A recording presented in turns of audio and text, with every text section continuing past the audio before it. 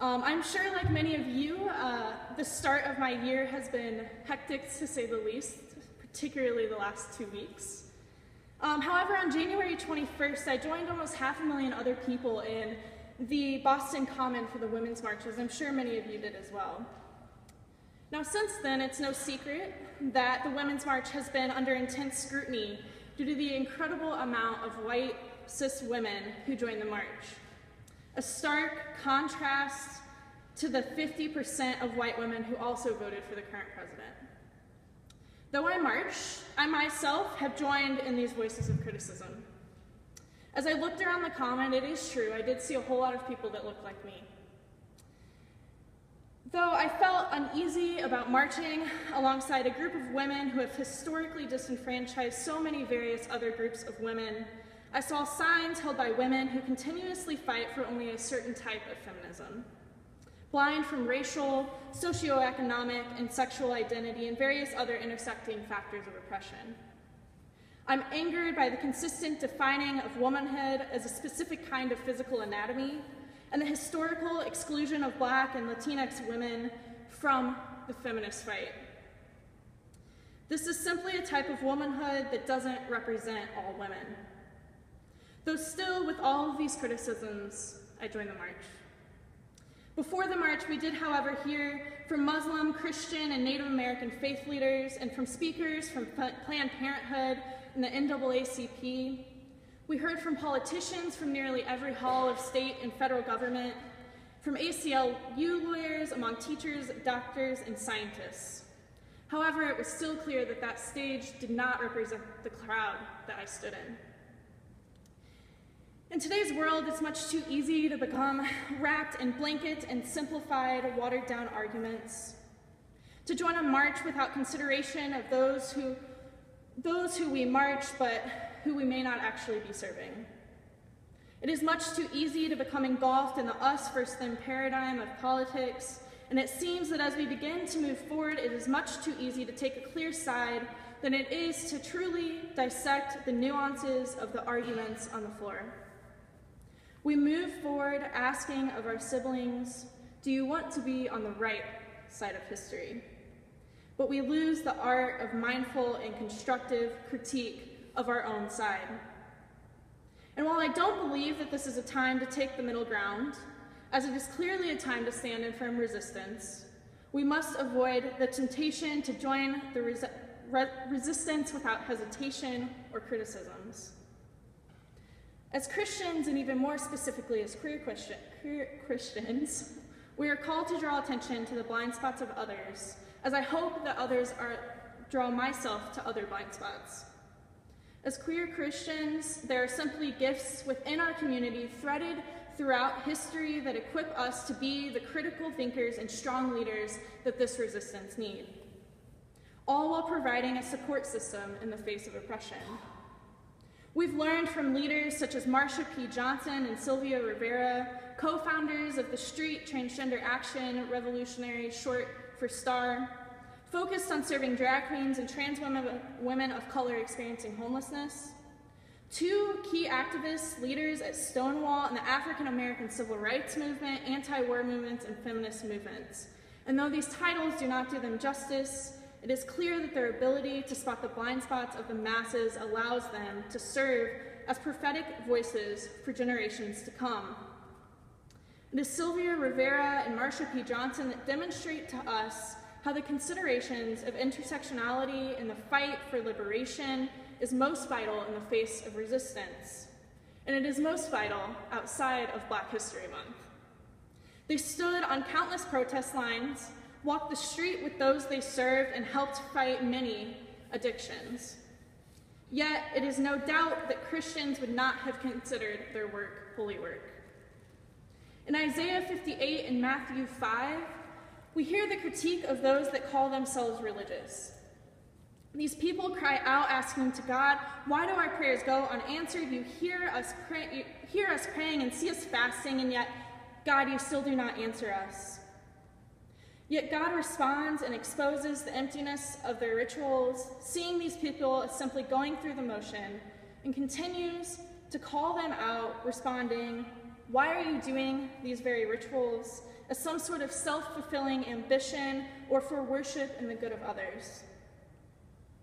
Though God doesn't necessarily promise the fulfillment of their prayers, he does promise a closer relationship between the God and people. Martin Luther defined sin as an activity or thing that frays the bond between human and God, and salvation as a direct correlation to our relationship with others. Between the words of Isaiah and Martin Luther, there is no doubt that I too am one of the religious hypocrites. We hear God saying, "Worship me through these ways. Feed the hungry, house the homeless, and clothe the poor." Because our care for others is a direct image of our worship to God. In our world today, caring for our neighbors means that our resistance is holy work. Isaiah then connects so beautifully to Matthew 5, in which there are two clear ways that God is calling us to act upon the ways of worship in Isaiah 58. Two primary modes of illustration used include salt and light.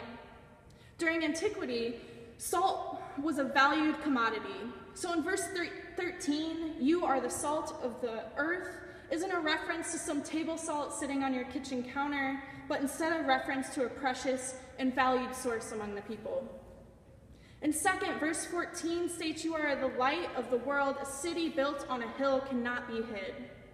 The thing about light is that it first exposes the darkness before it can lead us into the darkness. As light, you cannot hide in the valley, but you must stand upon a hill, exposing the darkness of the valley so that we can see the goodness spoken of the actions called upon us in Isaiah. This reactionary world is in desperate need of valuable prophetic voices that are not only willing to do the good deeds called of us, but are willing to be the light to expose the darkness and lead us into it. God calls us as valuable and precious salt and illuminating light to feed the hungry, house the homeless, help the addicted, stand by the vulnerable, and lift up the marginalized as an act of worship and an act of holy resistance. Isaiah shows us that we cannot possibly be in right relationship with Christ until we are in right relationship with all of our neighbors.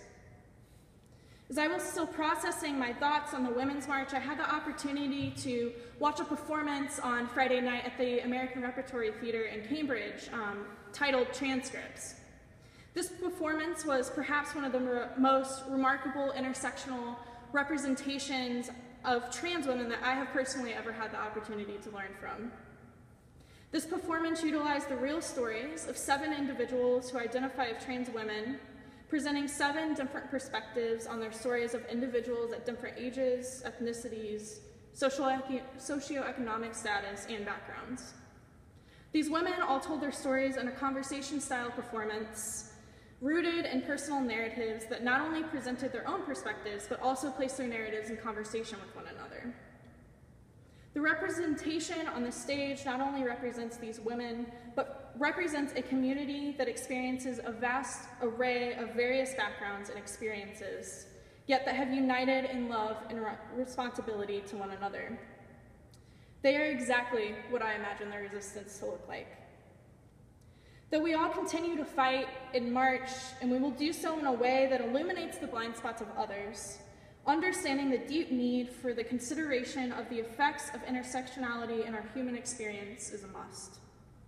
We will not become wrapped in blanket statements, but instead will take time to care about the complexities of the resistance. May we shine our light where others wouldn't dare, and continue to worship Christ through our relationships and commitments to our dear neighbors.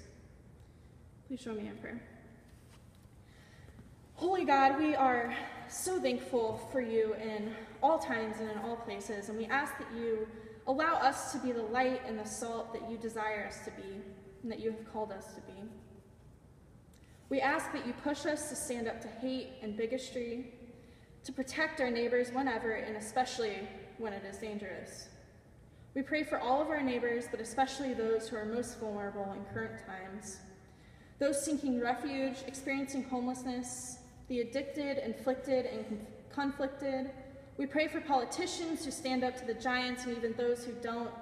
We pray for those in fear of losing health care, of walls, of being deported or imprisoned, and those who fear their marriages will be dissolved.